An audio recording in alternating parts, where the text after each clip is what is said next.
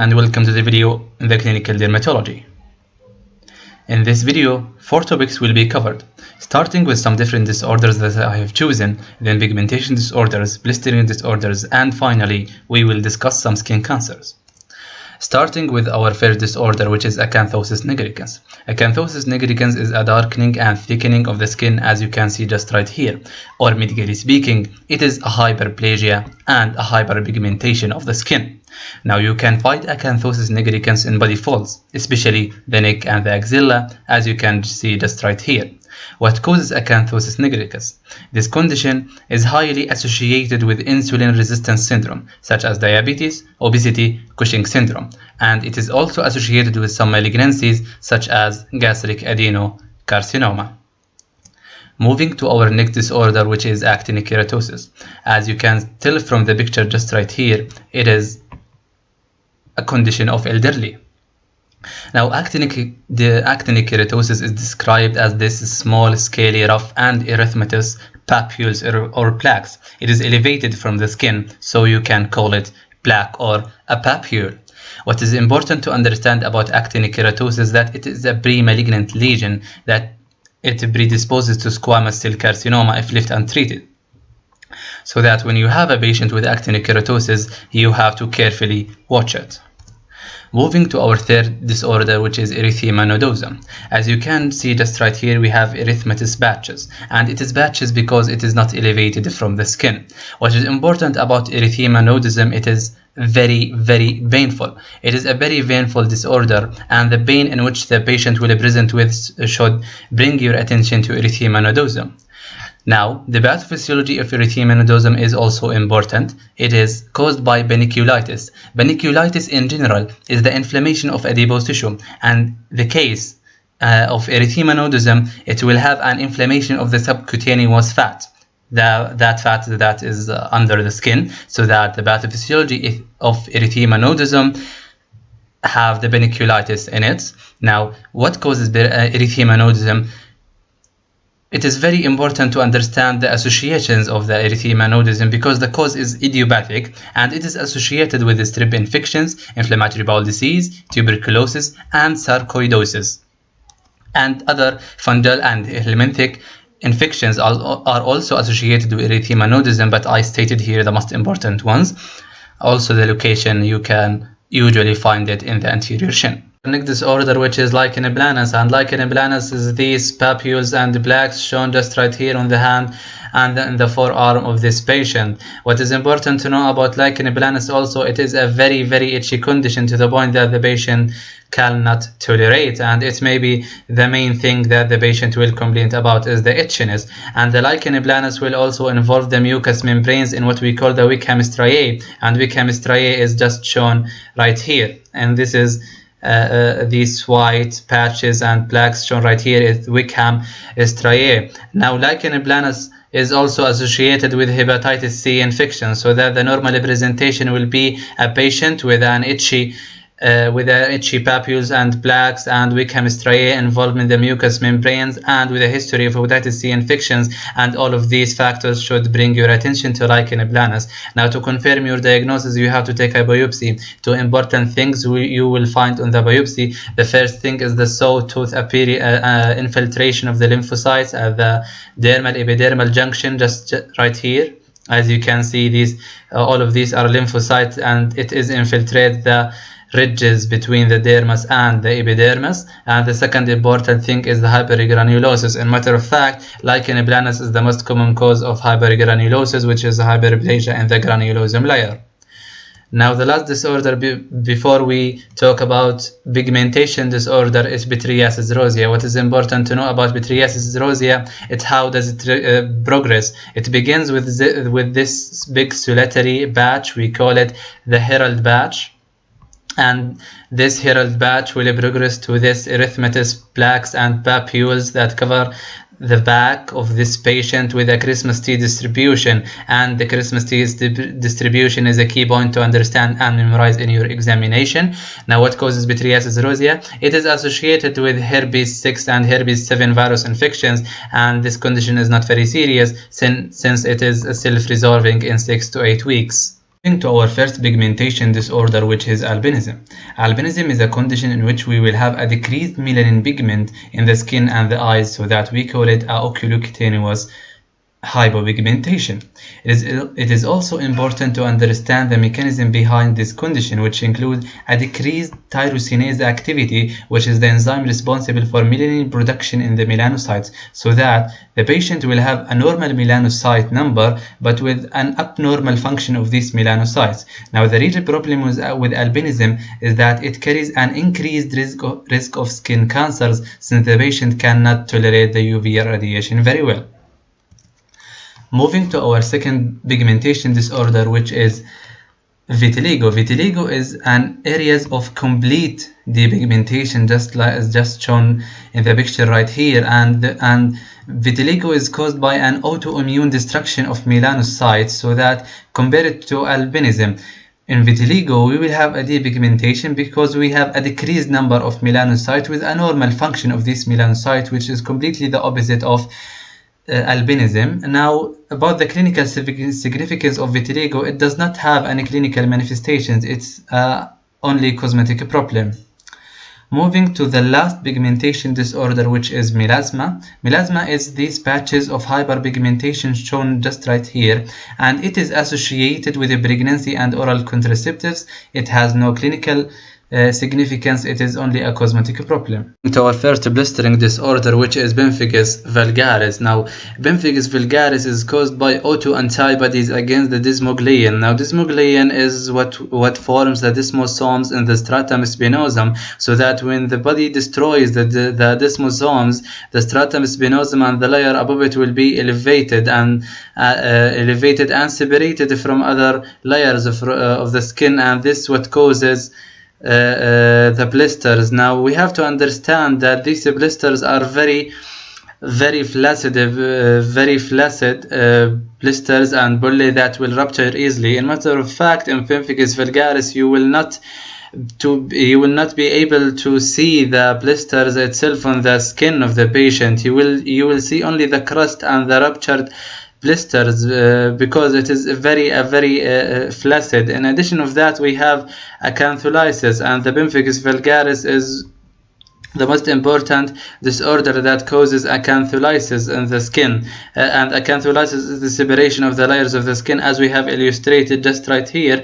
And another very important thing to understand is the necrolysis sign. Benficas vulgaris is one of the 3 disorders that causes a positive necrolysis sign, and the other 2 disorders are the Stevens-Johnson syndrome and the scalded skin syndrome. Now, necrolysis sign simply is that when you put your hand on the skin of the patient and you pull it to a direction, the skin will move alongside with your finger in the same direction. It will be very flaccid and it will move with you. Now, the last thing to understand about Benficas vulgaris, it is immunofluorescence pattern, and this is a very simple thing to understand. Now, if we said that we have this keratinocyte, and this keratinocyte will have these desmosomes all around it. Now, we have antibodies against these desmosomes, just like this, and the antibodies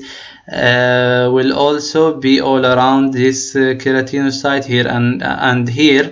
And when we perform our immunofluorescence test, we will notice this reticular appearance and this circled green cells just right here. This is what we call the reticular pattern of these cells, because the desmosomes and the autoantibodies against it surround the keratinocytes from all the sides. Now, the last thing, how can we treat Benficas vulgaris? Benficas vulgaris is treated by immunosuppressants, since it is an autoimmune disorder, and we have to be very careful in the treatment of Benficas vulgaris, and we have to rush in the treatment of it, because it is a potentially fatal disorder. Now, we have another disorder, which is a bullous pemphigoid. Now, bullous pemphigoid is really similar to Benficas vulgaris, but it is less severe and with some differences, and we will talk here about the differences. First of all, in bullous pemphigoid, the autoantibodies will be against the hemidesmosomes. Now we have the epidermis, and we have the basement membrane, and we have the dermis, and the hemidesmosomes is what links the epidermis to the basement membrane along the all of the layers of the epidermis, just right here and just in this way. Now when we have these autoantibodies against the hemidesmosomes, this will lead to the elevation of the epidermis from the dermis itself, and this what causes a blister. And because all of the dermis is elevated, this blue bullae and blisters will be intact. They will not be ruptured easily, and in contrast to Benficas vulgaris, the blisters in bullous pemphigoid will be very clear, and you can really identify it very easily just right here, because all of the epidermis is now elevated and we have a negative necrolepsy sign. The skin will be generally intact.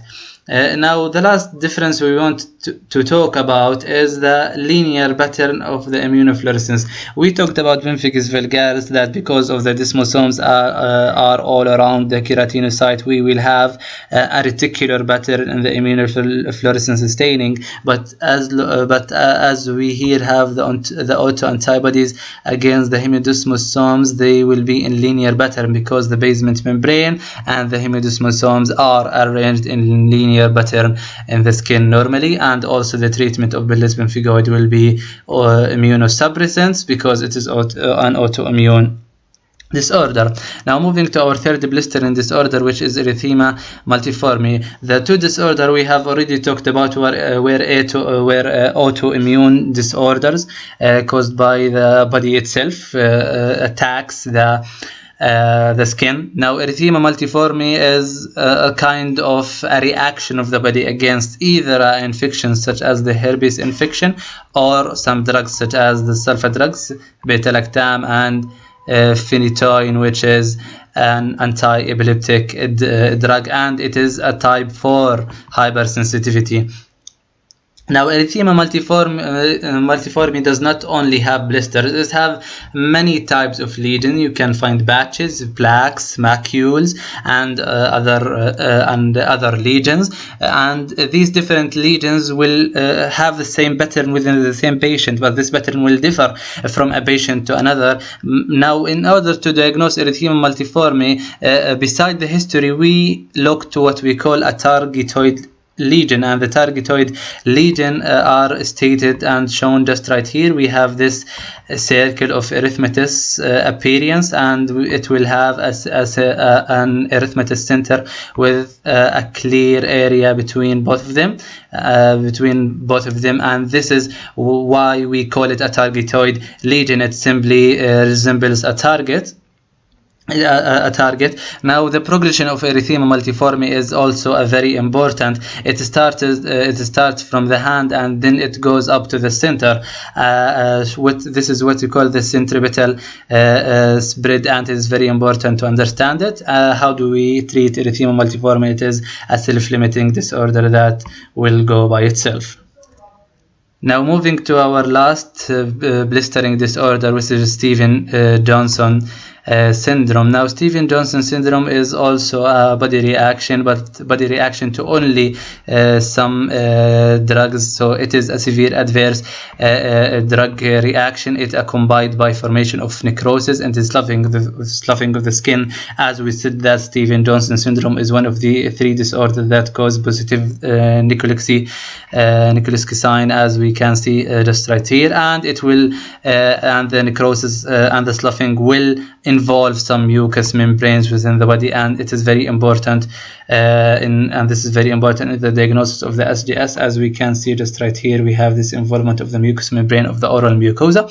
Now also it is very important to understand the progression of the Stevens-Johnson syndrome, since it is start on the face and start centrally, then it spread peripherally, and this in contrast to erythema multiforme, so that if the blisters start in the face and the trunk, then it goes peripherally, we have to think of SDS, but if it started peripherally and it went centrally, we have to think about erythema multiforme.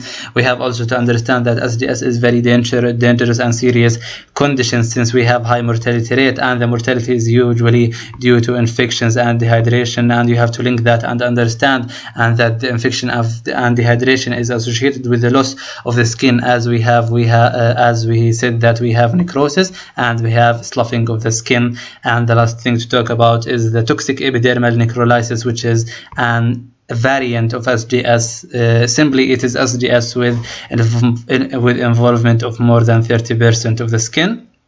And TEN, or toxic epidermal necrolysis, comes with a higher mortality rate than SDS. Moving to the last part of this video, which discusses some skin cancers, and we're going to compare between these cancers regarding to how likely the cancer will metastasize and how likely to even occur. Starting with our first cancer, which is basal cell carcinoma, and this is the most common skin cancer to occur, but it really rarely metastasizes. The least one expected to metastasize among skin cancer is the basal cell carcinoma. You can find basal cell carcinoma in the sun exposed area, such as the face and the upper lip. It is very important to memorize that it can be found in the upper lip, and you have to compare it with the squamous cell carcinoma, which can you find on the lower lip. It is very important to remember this. Now, the general appearance of the basal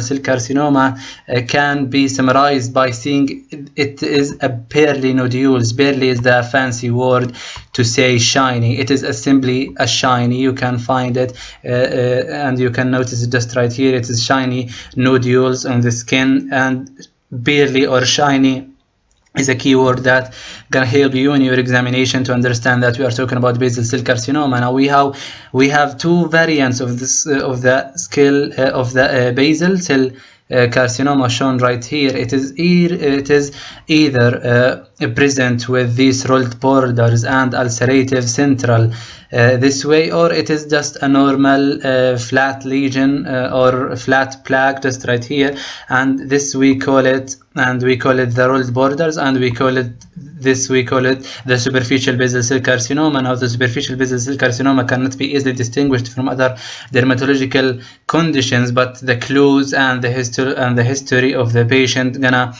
give you an indicator that we are talking about basal cell carcinoma, so that it is either a rolled borders or it is a scaling plaques and superficial basal cell carcinoma. And the last thing to talk about is the histopathology for basal cell carcinoma, which is the palisading nuclei. They are nuclei that lining each other.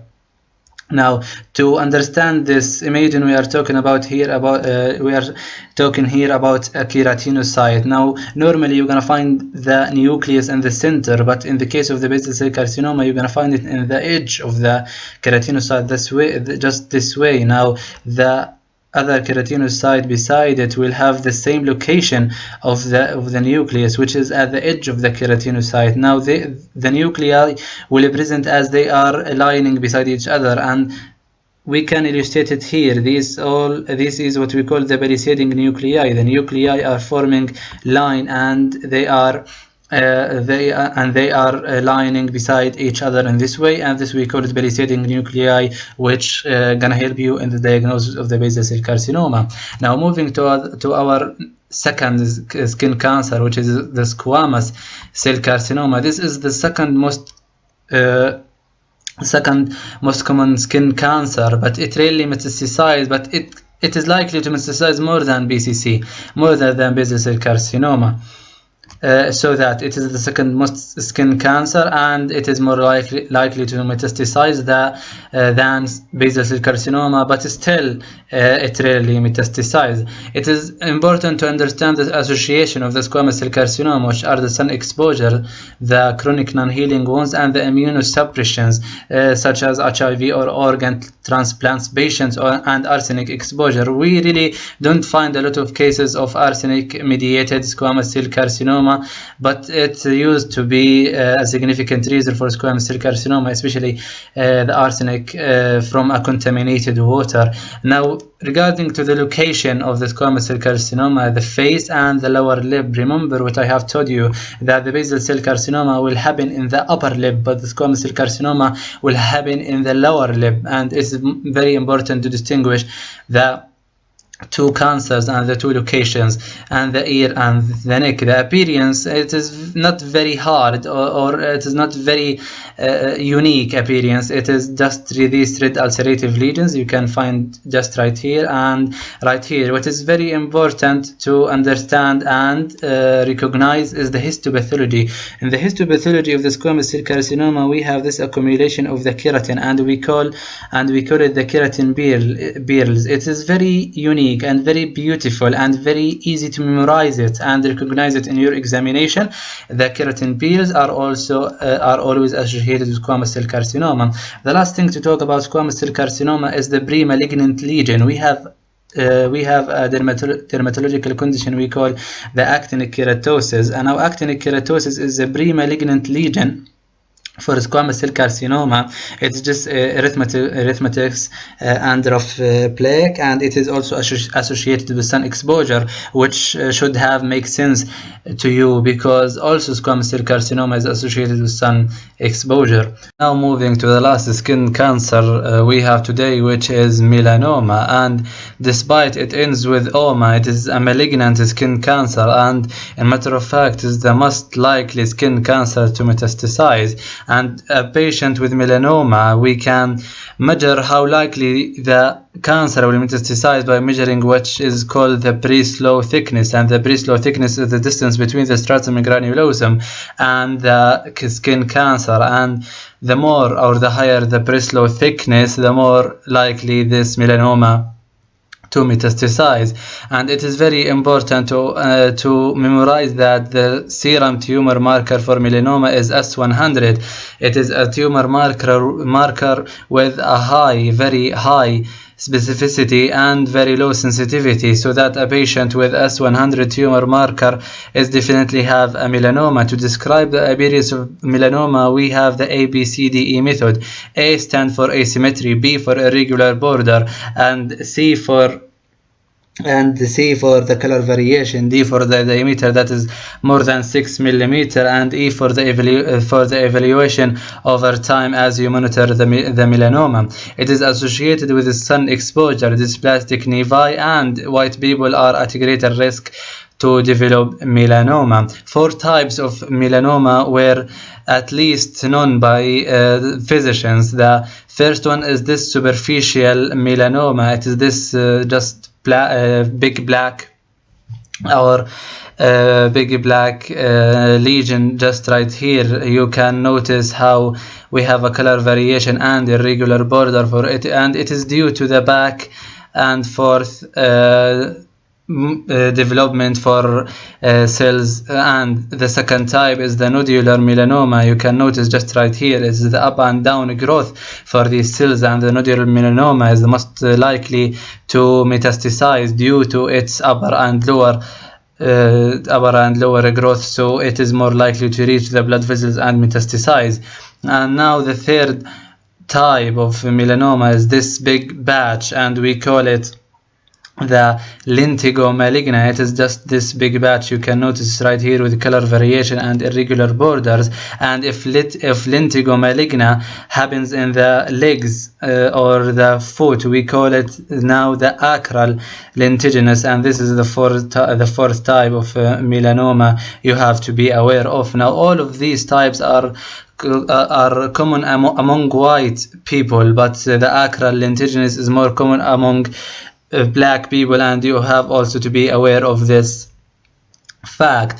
Now about the mutation in melanoma, it is a BRAF kinase mutation, and BRAF kinase is one of the second messengers for growth hormone, so that an activation and mutation will lead to an exaggerated response to growth hormone, and which lead to the growth and proliferation of these cells and develop to the melanoma. And in order to treat melanoma, we have what we call the excision with wide margins. Why wide margins?